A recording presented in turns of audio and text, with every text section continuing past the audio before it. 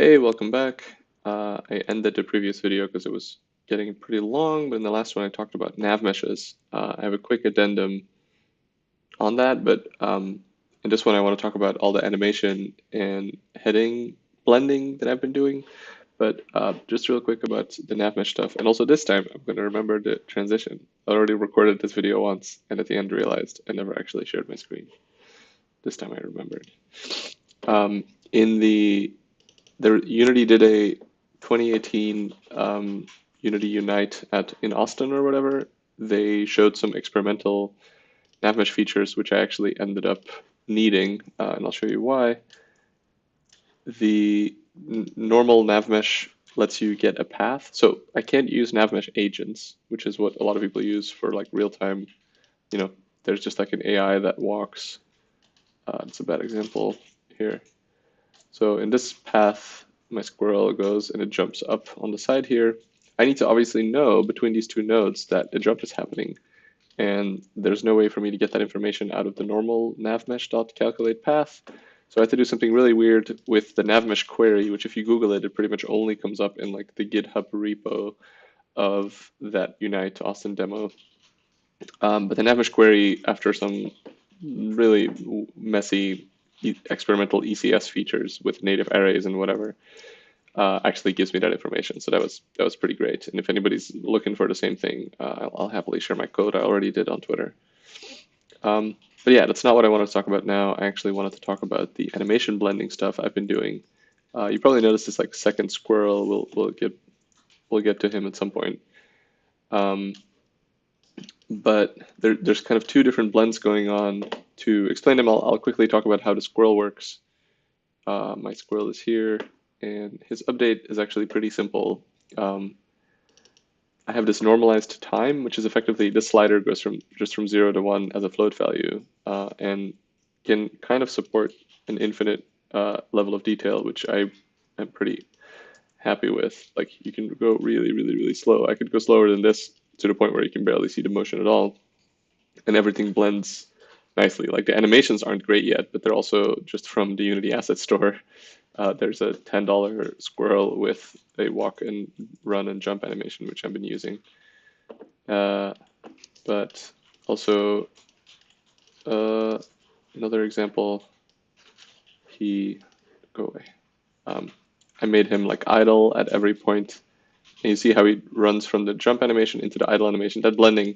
So that stuff is usually taken care of by the animator state machine, right? But I'm not using that at all. As you can see here, I'm just, I can't, well, okay. The states have to exist in an animator, but then I'm just telling the animator which state it should be in. But yeah, I'll get to that. So the current time normalizes between 0 and 1 on a slider. And if it hasn't changed, then just do the same. There's a bunch of calculations that I could skip if the time hasn't actually changed. I get a moment, which is just like a struct thing that I've made that can store position and heading and time information between two nodes. It's basically like an interpolation number with a bunch of metadata. The position is just set based off of what I get back out of the moment, and that position is just literally like a linear interpolation between the two nodes that I'm currently traveling on the path.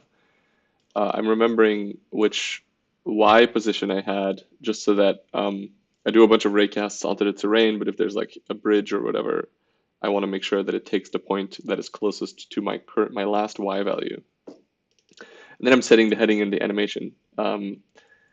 And yeah, I guess the thing that's most interesting is to talk about how I'm blending the animation. So blending the heading, I have a marker somewhere at like 10% of the path, both in and out. It starts already tweening, or like the interpolation starts going between what I want the heading to be based off of the previous and the next point on this path towards what the next heading is of the node. So this black line, the bottom black line is the previous and this black line is the previous heading, and this black line is the next heading. So it does, I'll give you a better example actually. Yeah, here you can see that he starts lerping or tweening or whatever between the direction of the one path into the other one. So that's that's pretty easy to understand. But the animation system is actually way not way harder, but I'm pretty happy, pretty proud of it. What I'm doing in the code is I'm just telling an animator to play a certain animation at a certain time, which is calculated off of my segment time and the speed I want the animation to run at. And then I'm just telling the animator to update so that it actually gives the bones of the skeleton those positions. Um, but then if there's a blend that needs to happen, it actually does that again, and then does a quaternion lerp for the rotation and the vector lerp between the two animation states. So I basically had to create my own animation blender, which is why this squirrel exists, because there was no way to make it not look choppy. But so this squirrel isn't actually animated; it's just getting blended bone positions from this squirrel, who, if I scrub through this, you can tell is like every frame, just like especially every frame that there's change, is just adopting the position that this guy needs to be in, but it's also adopting the position of the animation it needs to blend to. And then I blend just by blending the bone position and rotations um, for the animator. I hope that makes any sense at all, but in any case, it allows me to do the thing I want to do, and I'm very happy with it. It makes this look very good and not choppy. Before I did any of this, the squirrel would now like basically clip immediately to like this 90-degree left turn, but instead it does a very smooth lerp. And most importantly, for the game's like sort of VCR system, it's fully rewindable and slow mowable, which is definitely a word. Um, yeah. Oh, and then the last thing I want to show you is I started working on trees. So in the original game, if you remember, the trees are just like basically infinite cylinders that go into the fog, and the squirrel kind of just like runs a straight path down. And in the script, it just tells it to like be vertically oriented instead of horizontally oriented. But that wasn't very tweakable and also not the most interesting. I always had this idea of like making the squirrel kind of spiral around a tree. And I did kind of just that by checking these boxes. I can tell it to start caring about the tree basically. And don't do auto. Yeah. So it understands how to incorporate the tree into the path and into the path finding kind of. But I didn't think it was necessary to create like actual pathfinding on the tree, but instead there's a node system which you can see that lives inside of the tree. So tree path generator one has input nodes. And there's not too many of them. So here you can see as I pop it out. So I put a node inside of the cylinder. Actually, let me do wireframe. Yeah, there's a node inside of the cylinder, inside of this joint, inside of this joint, and then from the point where I want it to jump to the terrain. And I can just tell it to, I can set some sort of like granularity, can generate the nodes. Let's say I do one. Oh, looks like my debug codes isn't being cleaned up properly, which is quite annoying. Clear all. Yeah, okay. So I can make more or fewer of them, and I can also tweak how much I want it to twirl. So if I set this to 15, for example, and this back to a lower number, it won't twirl a lot, and if I set it to 1, it'll twirl like crazy.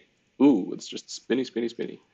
But this all will just work. So I'm super happy with that. And if the tree will have any more sort of complex structure, all I would have to do is create this like node system and pick one of the node paths.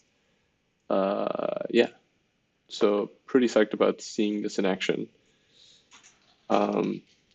That's actually the point of doing this is now I have like a much more intricate kind of squirrel pathfinding system. I can start creating more interesting challenges already. The next thing I want to do is start working on the FPS controller. So yeah, I guess looking ahead for the next couple of weeks, I'll probably be working on creating a good FPS controller. My game is going to support touchscreens and mobile devices, so I'm probably going to already start caring about that just to make sure that I don't sort of create any interaction schemes that are hard to convert so that I would have to spend time porting down the line or something. So I'm gonna make like a good FPS controller that also interacts well enough with the terrain. And the other thing I want to do is I haven't talked about it much, but in the house where the TVs are, I want you to be able to move them around. I have some specific design goals there as well, where I want the house to feel like yours. So you all the equipment that you get, TVs, VCRs, motion tracker, maps, and whatever, um, to yeah, you have to place it on the desk in a way that makes sense to you. So you'll have a lot of freedom there to figure that out. Which also means I have to make sure the FPS controller can like pick up objects and put them down and maybe rotate them in a somewhat intuitive way. That's what I'm going to be working on next.